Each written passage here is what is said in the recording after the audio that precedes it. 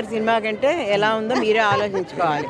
General గా రారు కదా పెద్దవాళ్ళు ఎవరు ఇలాంటి సినిమాలకి. ప్రీమియర్ షోకి నాలాంటి వాళ్ళు, నా ఏజ్డ్ వాళ్ళు వచ్చి ఇంత నైట్ టైం ఈ చలికాలంలో వచ్చి చూసారంటేనే మీరు ఆ సినిమా ఏంటి ఎలా ఉంటుంది అనేది మీరు. అనిల్ రావుపూడి గారికి చెప్పేదేమి లేదు. ఆయనకి ఇలాగే ఇంకో మూవీ చిరంజీవితో తీస్తే బాగుంటుంది అనిపిస్తుంది. చిరంజీవి గారితో వెంకటేష్ గారితో కూడా తీస్తే ఇంకా బాగుంటుంది. నాకు అది వాళ్ళిద్దరిది బాగుంది. వెంకటేష్ దీను చిరంజీవి గారి పాట బాగుంది. ఏంటి సంక్రాంతి ఆ పాట వచ్చింది ఉంది కదా, ఆ పాట నాకు బాగా నచ్చింది. నెక్స్ట్ అది మీసాల పిల్ల. అలా మేడం చిరంజీవి గారు అప్పుడు ఇప్పుడు ఒకేలాగా ఉన్నారా, ఏమైనా చేంజ్ అయ్యారంటారా? ఇప్పుడు అట్లానే ఉన్నారండి. కాకపోతే కొంచెం సన్నపడ్డారేమో అనిపించింది. అమ్మ ఇంకా అంటే వింటేజ్ చిరుని చూసారు మీరు, ఇప్పుడు మళ్ళీ సరికొత్త చిరుని చూపించారు అనిల్ రావుపూడి గారు. మీకు అప్పుడు ఇప్పుడు కంపేర్ చేసుకుని ఉంటే ఏం భేదం లేదని చెప్పాను కదా. నేను నా చిన్నప్పుడు నేను ఎలా చిరంజీవి గారిని చూసానో ఇప్పుడు అలాగే ఉన్నారు. అంతే, ఏం మార్పు ఏమీ లేదు. మంచిగా బాగా నచ్చిందమ్మా సినిమాలో. ఫస్ట్ ఫైట్ చాలా నచ్చింది, నాకు చాలా బాగా నచ్చింది. నెక్స్ట్ వెంకటేష్ గారిది చిరంజీవి గారిది సాంగ్ చాలా బాగుంది.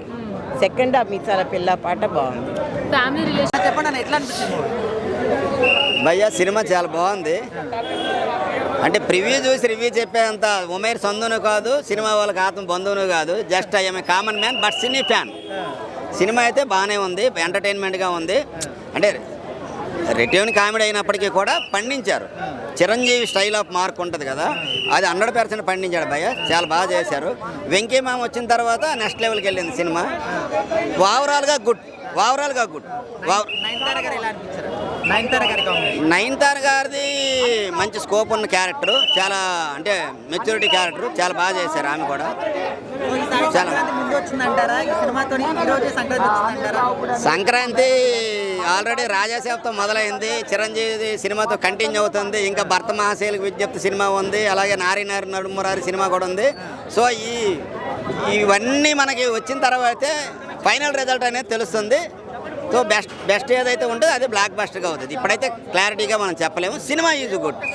దీని పేరు పెట్టడానికి ఏం లేదు. సో మిగతా సినిమాలతో కంపారిజన్ చేసినప్పుడు మనకి అవుట్పుట్ అనేది 100% తెలుస్తుంది. That's all. చాలా బాగా తీశారు. పక్కా హైలైట్ బ్లాక్ బస్టర్ మూవీ. ప్రతి సీన్ హైలైట్. చిరంజీవి గారు అంటే హైలైట్ మీరు అనకూడదు, నేను చెప్తాను కదా. ప్రతి సీన్ హైలైట్ మాకు అంతే. చాలా బాగా ఎంజాయ్ చేశాను. నేనైతే థియేటర్లో బాగా ఎంజాయ్ చేశా.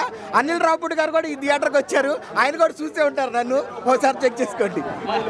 చిరంజీవి గారి ఆ గ్రేస్ ఆ డ్యాన్స్ మీరు అడగకూడదు అన్న. చిరంజీవి గారి గురించి గ్రేస్ అంటే చిరంజీవి డ్యాన్స్ అంటే డ్యాన్స్ అంతే. అదే యురేకా అయినా యురేకా ఎంత బాగుంటుందంటే ఇప్పుడు అంటే కాదులే, స్టెప్ తీసుకొని చేస్తే బాగుంటుంది. కానీ హడావుడిగా చేయటం అంటే కదా చాలా బాగుంది మూవీ అయితే. ఈ సంక్రాంతి బ్లాక్ బస్టర్ అన్నయ్య అంతే. Bye bye. అయితే టీవీ సీరియల్స్ ఎక్కువ చూస్తారన్న. ఇంట్లో ఆడవాళ్ళైనా సరే, ఫ్యామిలీస్ అయినా సరే, అందరూ సీరియల్స్ చూస్తారు. అండ్ ఇండైరెక్ట్గా అనిల్ రావుపూడి కూడా ఒక సెటర్ చేశాడు టీవీ సీరియల్లో, ఒక ఇది పెట్టుకొని. సో దాని వరకు అందరు కనెక్ట్ అవుతారు. ఫ్యామిలీస్ అయితే పడి చచ్చిపోతారు, మామూలుగా కాదు. అండ్ మెయిన్గా ఇంకో పాజిటివ్ ఏంటంటే, ఏదైతే మనం పండగ ఎక్స్పెక్ట్ చేస్తామో, ఒక ఫ్యామిలీతో వచ్చి 2 గంటలు ఎంజాయ్ చేయాలనుకుంటామో, వాళ్ళకైతే 100% న్యాయం అయితే చేస్తుంది. సంక్రాంతి వస్తుంది 300 crores వస్తుంది కదా, దీనికి 100% 400 crores వస్తుంది. ఇంకొక రీజన్ ఏంటంటే అయితే కొట్టాడు అనిల్ రావుపూడి, దాంట్లో అయితే నో డౌట్. వెంకటేష్ గారు చిరంజీవి గారు ఇద్దరు కామెడీ పండిందా, వాళ్ళు హ్యాండిల్ చేశారా? వెంకటేష్ వచ్చే వరకు ఒక లెవెల్లో ఉంటుంది, ఎక్కడ టాప్లో ఉంటుంది. వెంకటేష్ వచ్చాక కూడా అదే లెవెల్లో మెయింటైన్ అవుతుంది. సో మేబీ ఆయన వల్ల హిట్ అయిందని కాదు, కానీ ఆయన ల్యాక్ మంత్ సీన్స్ కూడా ఎక్స్ట్రాడరీగా వచ్చాయి. మెయిన్ పాజిటివ్ ఏంటంటే first half extraordinary, first half block buster first అని చెప్పుకోవచ్చు. అలాంటి ఫస్ట్ హాఫ్ ఇంకొక సెకండ్ హాఫ్ కూడా అలానే అదే లెవెల్లో క్లైమాక్స్ ఉంటే ఇంకొక నెక్స్ట్ లెవెల్ ఉంటుంది. మినిమం 500 crores వచ్చేమో ఆ లెవెల్ ఉంది. మేబీ మనకి నెక్స్ట్ వచ్చే 2-3 సినిమాలు ఏదో పోస్ట్ పోన్ చేసుకుంటే బెటర్ ఏమో. ఈ సినిమా టాక్ చూసి